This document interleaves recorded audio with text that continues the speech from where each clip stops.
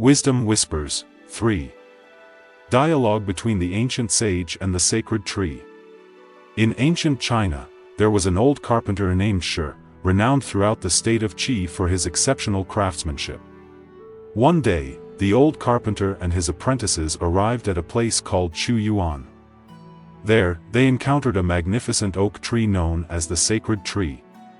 This tree was exceptionally tall, casting shade that could cover thousands of cattle. Its trunk measured 100 feet in circumference, and it reached all the way to the mountaintop. Only after several yards did it sprout branches, some of which were suitable for building ship. Many people visited and worshipped this tree, as if it were a bustling marketplace. However, the old carpenter paid no attention to the tree and continued walking. His apprentice, having seen enough, caught up with him and asked, "Master, since I've been following you with an axe as your woodworking apprentice, I've never seen a tree as massive as this one. Why won't you even spare a glance? What's the reason?" The old carpenter replied, "My child, although this tree is impressive, it is utterly useless. If we use it for shipbuilding, the ships will sink. As a coffin, it will quickly decay.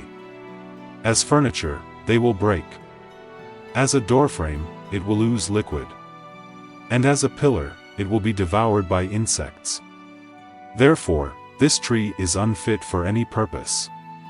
Its very uselessness allows it to grow so large and live so long." That night, the old carpenter dreamt of the oak tree, which revealed itself as the earth god. The tree asked him, "What are you comparing me to?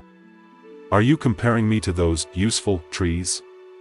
Trees like hawthorns, pears, oranges, and pomelos bear fruit, but once ripe, they are knocked down, humiliated, and their large branches broken. Their small branches are pulled and tugged. Their suffering arises precisely because they are useful, preventing them from enjoying a full lifespan. Everything follows this pattern. I have sought the path of uselessness for a long time, nearly dying a few times. Now, I've discovered that this uselessness is its own form of great utility. Is there anything greater?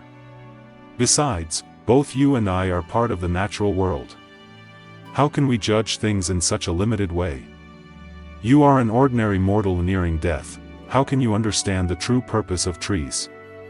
Upon waking, the old carpenter discussed the dream with his apprentice. The apprentice couldn't comprehend and asked, "But if you seek uselessness, how can you become the sacred tree?" The old carpenter sternly replied, "Silence. Don't speak further. The tree merely exists here, allowing those who fail to understand it to criticize it. If it weren't the earth god, it would surely be felled. This truly is a wise and sacred tree. Its method of self-preservation is unique. What we perceive as uselessness is, in fact, its great use."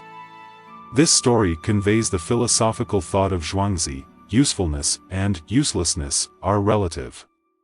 In the real world, talented individuals often fail to preserve themselves due to their abilities, while the oak tree's longevity results from remaining undiscovered as useful, thus avoiding the fate of being cut down.